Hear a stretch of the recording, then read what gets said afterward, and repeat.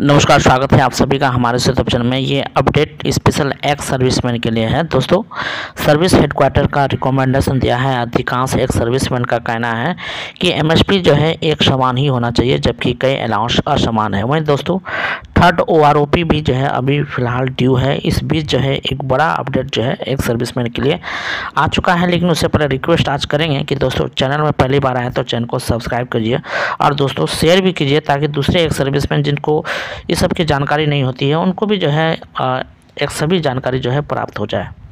Service पे service headquarter ने क्या रिकमेंड किया, आप वो क्यों नहीं दिए? जो आपने दिया वो किसने दिया रिकमेंडेशन? सर्विस हेडक्वार्टर का रिकमेंडेशन क्या था? हम अपने आंखों से देख चुके हैं, उनसे मिल चुके हैं। उन्होंने जो रिकमेंडेशन दिया है और आपने जो दिया है, इसमें आसमान जमीन का फर्क है। अब पूरे हिंदुस्तान के पूरे एक्स सर्विसमैन, अधिकांश एक्स सर्विसमैन, वो ये कह रहे हैं कि मिलिट्री सर्विस पे समान होना चाहिए। हम भी मान रहे हैं समान होना चाहिए। कई अलाउंसेस हमारा समानता है, जैसे फिक्स्ड मेडिकल अलाउंस है, सिपाही का भी 1000 रुपया है और वो जनरल साहब का भी 1000 रुपया है।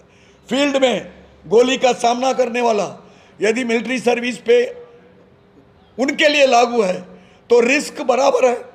आप ये ध्यान दीजिए, हजार्ड पे, रिस्क अलाउंस, हजार्ड अलाउंस, यह अभी मिलिट्री सर्विस पे किसी की जिंदगी की अलग अलग तुलना नहीं कर सकते।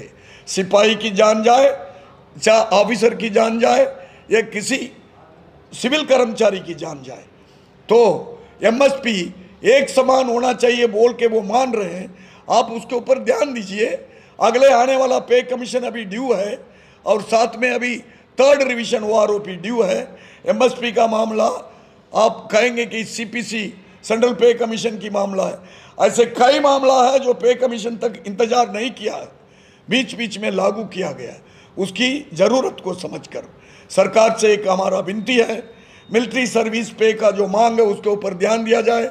उसका कोई आपका जवाब किया, ये तो आप बोलिए मान रहे, नहीं तो बोल रहे नहीं मान रहे। दो ही बात है, आपको मानना पड़ेगा क्योंकि उनकी मांग जो है जायज़ है। ओआरओपी 1, ओआरओपी 2, हम आपसे कोई दिए हुए राशि से खुश नहीं है। वो इसलिए खुश नहीं है, हालत वहीं का वहीं रह गया। सीनियर जूनियर से कम ले रहा है। पैसा बचाने की चक्कर में, बजट बचाने की चक्कर में आप पूर्व सैनिकों की जिंदगी के साथ खेलना, पूर्व सैनिकों की धनराशि की फायदा के साथ खेलना, उनको निराश करना, उनको डिमोरलाइज करना, ये बहुत दिन तक नहीं चल सकता है। हम लोगों की बर्दाश्त शक्ति का भी कोई लिमिट होता है। हम ये नहीं कह रहे हैं कि आपने कुछ दिया नहीं, आपने दिया है, लेकिन सही नहीं दिया है। आपने दिया है जितना देना चाहिए वो नहीं दिया कुछ लोगों को, कुछ ट्रेड को, और वो मेजॉरिटी है। खास तौर पर जीएसओ की जो अफेक्टेड है। आप subedar major, honorary lieutenant, honorary captain को ऐसा डिमोरलाइज कर दिया। ओआरओपी 2 में सिपाही, time scale naik, honorary naik एक ही बना दिया। उसके बाद honorary havildar, time scale havildar, havildar, honorary naik subedar एक ही बना दिया आपने। सुबेदार एसीपी 1, एसीपी वाला, और रेगुलर सुबेदार, सुबेदार मेजर, उनकी पेंशन टेबल देखिए। क्या आप सुबेदार होते, आप सुबेदार मेजर होते, आप मानेंगे? ऑनररी लेफ्टिनेंट, ऑनररी कैप्टन को 30.5 साल तक आप उनकी पेंशन टेबल देखिए। बहुत ही निंदनीय है, बहुत ही उनके साथ अन्याय हुआ है। ऑनररी हमारा subedar major rank, honorary lieutenant captain का रैंक यूनिट का जो है एक मुकुट के माफिक होता है। आप ये जेसीओआर के साथ ही नहीं, ऑफिसरों को देखेंगे आप, कई टेबलों में कर्नल से लेकर मेजर जनरल तक कुछ काल में एक ही पेंशन। और एक अगला टेबल है जिस टेबल का आप सुनेंगे, कर्नल, लेफ्टिनेंट कर्नल से लेफ्टिनेंट जनरल तक एक ही पेंशन, टेबल नंबर 2। क्या है ये तमाशा? ये तमाशा बनाने वाला कौन है? हमारी आवाज़ क्यों नहीं सुन रही? मेहरबानी करके हमारे भावनाओं को समझिए, हमारे जो मांग है इसको समझिए। हम केवल जायज़ आपसे करने के लिए बोल रहे हैं। इनका कमी पेशी करने के लिए अनोमली कमेटी नया कमेटी बिठाइए।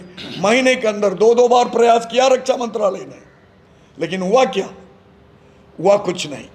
हम वहीं के वहीं रह गए, हमारा रोना हम रोते रह गए। हमारे बीच में दार डालने की, फूट डालने की, विभाजन डालने की कोशिश किया जा रहा है। समय वो नहीं है। अब समय है पूरे देश के अंदर जवानों का मनोबल बढ़ाने की। मैं हाथ जोड़ के विनती कर रहा हूं, इसके ऊपर ध्यान दीजिए।